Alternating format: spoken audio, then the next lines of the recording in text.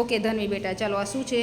આ ગતિના 3 પ્રકાર છે: વર્તુળાકાર ગતિ, આવર્ત ગતિ અને સુરેખ ગતિ. અચ્છા. તેના ઉદાહરણો છે: આવર્ત ગતિમાં હિંચકો, સાદું લોલક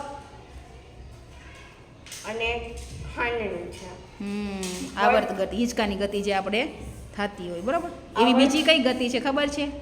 સૈનિકો ચાલતા હોય ને કૂચ કરતા, ત્યારે પણ કેવી ગતિ હોય છે? આવર્ત ગતિ.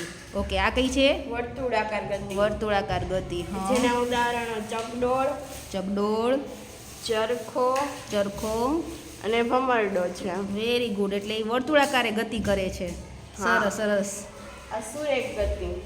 સુરેખ ગતિ. જેના ઉદાહરણો સાયકલ. અચ્છા, વાહનો બધા છે એમ ને? વાહનો અને જે ટ્રેન. સીધી રેખામાં ગતિ કરતા હોય હા. એને આપણે શું કહીએ છીએ? સુરેખ ગતિ. સુરેખ ગતિ. એટલે 3 પ્રકારની ગતિ છે: વર્તુળાકાર ગતિ, આવર્ત આવર્ત ગતિ ગતિ અને અને સુરેખ સુરેખ ગતિ. ગતિ. સરસ.